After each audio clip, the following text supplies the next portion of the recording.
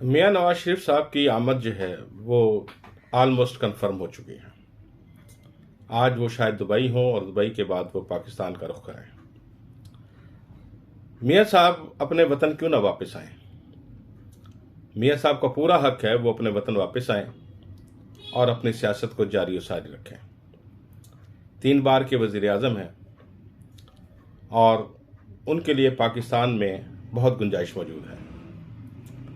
लेकिन मियां नवाज शरीफ साहब ने जब भी उन पर कोई उफ्ताद पड़ी, उन्होंने फरार का रास्ता इख्तियार किया। जब भी किसी वजह से उन्हें जेल जाना पड़ा, वो जेल की सख्तियाँ पामर्दगी से बर्दाश्त करने के बजाय उन्होंने जेल से फरार का रास्ता ढूंढा, रास्ता तलाश किया, मामलात को मैनेज किया और फिर वो मुल्क से बाहर चले गए। इनकी इसी कारगुजारी की वजह से न सिर्फ उनकी सियासत पर बल्कि उनकी पार्टी की सियासत पर भी बहुत नेगेटिव असरात हुए। उनके पार्टी वर्कर डिमोरलाइज हुआ क्योंकि उनका पार्टी वर्कर उनके बारे में भगोड़ा का लक़ब सुनकर ही परेशान हो जाता है। गो के मैं उनके वर्करों को सलाम पेश करता हूं कि अब भी वो किसी न किसी तरह मियां साहब की इस तमाम फरारियत का जो है वो दिफा करते हैं। अब मियां साहब आ रहे हैं और उनको प्रोटेक्टिव बेल भी मिल चुकी है। बाज़ हमारे भाई जो हैं वो ये इसरार करते हैं कि ये प्रोटेक्टिव बेल जो है, क्योंकि वो तो मफरूर हैं, एब्सकॉन्डर हैं, तो उनको किस तरीके से जो है वो प्रोटेक्टिव बेल दे दी है।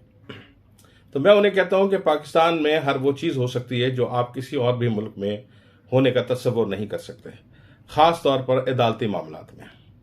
अभी आप खुद ही देख लें कि अगर वज़ीर आज़म को, शहबाज शरीफ साहब को वज़ीर आज़म ना बनाया जाता तो फ़र्द जुर्म आयद हो जाती। फ़र्द जुर्म आयद से बचने के लिए उन्होंने सारे मामलात को जो है वो मैनेज किया और अपनी तरतीब इस तरह से दी कि वो आखिरकार जो है वो मुल्क के वज़ीर आज़म बन गए। इसी तरह आप दूसरे मामलात में देख लें कि जिस तरीके से अदालतें हमारी जो हैं वो इन लोगों को तहफ़्फ़ुज़ फराहम करती हैं, वो अपनी मिसाल आप हैं। इस बहस में हम नहीं पढ़ना चाहते कि यहाँ कानून किस तरीके से जो है वो किसी बड़े को सपोर्ट करता है। हम यहाँ सिर्फ मियां साहब की आमद की बात करते हैं। अब मियां साहब की आमद पर जो सबसे ज़्यादा परेशानी जो है मुस्लिम लीग नून को है, वो ये है कि इनके लिए, उनके इस्तकबाल के लिए आदमी तैयार नहीं है, या इतनी बड़ी तादाद में ये लोग इकट्ठा करने में नाकाम रहेंगे कि मियां साहब की आने का कोई पॉजिटिव असर जो है, या एक पैगाम, वाज़ा पैगाम जाए कि पाकिस्तानी कौम आज भी मियां नवाज शरीफ साहब के साथ खड़ी है। मेरे एक दोस्त जो बहुत ही डेड वर्कर हैं मुस्लिम लीग के, वो इस बात पर बड़े परेशान दिखाई दिए, लेकिन मैंने उन्हें हौसला दिया कि भाई आप परेशान ना हो, तो मियां साहब के इस्तकबाल के लिए लाखों लोग जो है ना वो मौजूद होंगे। तो बड़े हैरानी से उन्होंने पूछा कि वो कैसे होंगे।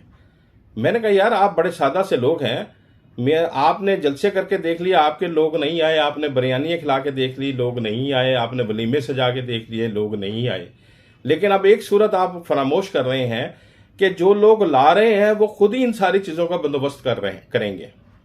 तो वो मेरे दोस्त की क्यूरियोसिटी जो है वो बड़ी, और उन्होंने कहा वो कैसे? मैंने कहा देखें, निगरान हुकूमत है, निगरान सूबाई हुकूमतें हैं, मरकज़ी हुकूमत है, और उसके पास वो सारे हैंडलर्स हैं जिन्होंने ये सारे मामला जो है अब स्टेज सजाने की कोशिश कर रहे हैं। वो पाकिस्तान पूरे मुल्क की पुलिस फोर्स और रिजर्व फोर्स, हो सकता है रेंजर्स भी इसमें सादा लिबास में आ जाएं, और ना सिर्फ मीनार पाकिस्तान भर दिया जाए बल्कि एक बहुत बड़ा जो है वो इज्तिमा दिखा दिया जाए जो मियां नवाज शरीफ के इस्तकबाल के लिए वहाँ मौजूद होगा। खालिसतन पाकिस्तानी अवाम जो है वो इस मूड में दिखाई नहीं देती कि वो मियां नवाज शरीफ के इस्तकबाल के लिए एयरपोर्ट जाएं, क्योंकि 1000 कोशिश करने के बावजूद भी तहरीक इंसाफ के जो अवामी वर्कर्स हैं उनमें डेंट नहीं डाला जा सका।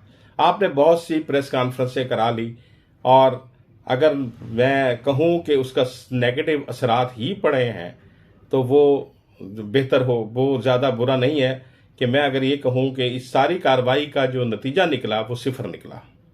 और आज भी पाकिस्तानी कौम जो है वो इमरान खान के साथ खड़ी है, क्योंकि इस वक्त सिर्फ हकीकत एक ही है और वो है इमरान खान। और इमरान खान जो है वो जिस पामर्दी से उसने इस सारे मसाइब को झेला है, उसने उसका कद काठ मजीद बढ़ा दिया है, और यहाँ तक कि अब उसने तीसरी नस्ल भी जो है वो तैयार कर ली है, जो इन लुटेरों, इन चोरों, इन भगोड़ों के किसी बात में आने को तैयार नहीं है। लोग कहते हैं कि जनाब मियाँ नवाज शरीफ आएंगे तो मुल्क में पता नहीं कितना इनकलाब आ जाएगा। मियाँ नवाज शरीफ साहब के 3 दौर हम देख चुके हैं, यहाँ कोई दूध और शहद की नहरें नहीं बही। इसी तरह जो 16 माह का अरसा हुकूमत है पीडीएम का, कहने को वो पीडीएम की हुकूमत थी, लेकिन बज़ाहिर उसके पीछे जो सारी कार्रवाई करने वाले थे वो मियाँ नवाज शरीफ साहब थे। मैं अपने दोस्तों को याद दिलाता जाऊं कि ज़रा सी कोई बात होती थी तो मियाँ शहबाज शरीफ साहब जो है पूरे लाओ लश्कर के साथ लंदन यात्रा के लिए चले जाते थे और वहीं से मशवरे जो हैं वो हुआ करते थे। लिहाजा ये कहना कि जनाब मियाँ साहब आएंगे तो कोई इनकलाब बर्पा हो जाएगा, ऐसी कोई बात नहीं। इस वक्त मुल्क की जो मशीयत है वो आप सबके सामने है। आपने बहरहाल कोशिश की है कि पेट्रोल और दीगर अशिया की कीमतें थोड़ी सी कम हो जाएं, लेकिन ये सिर्फ एक दिखावा है और आइंदा देखते हैं कि ऊंट किस करवट बैठेगा। लेकिन ये उम्मीद करना अबस है कि मियाँ साहब आएंगे तो कोई बहुत बड़ा जो है वो इनकलाब बर्पा हो जाएगा या मुस्लिम लीग नून बहैसियत जमात जो है वो अपने पाँव पे दोबारा खड़ी हो जाएगी। मुस्लिम लीग नून का इखलाकी और सियासी दिवालिया जो है इस मुल्क से निकल चुका है। अब चाहे ये होंडा 125 की लालच दें या जन्नत के टिकट का लालच दें, पाकिस्तानी अवाम जो है वो इनके साथ कभी भी खड़ी नहीं होगी।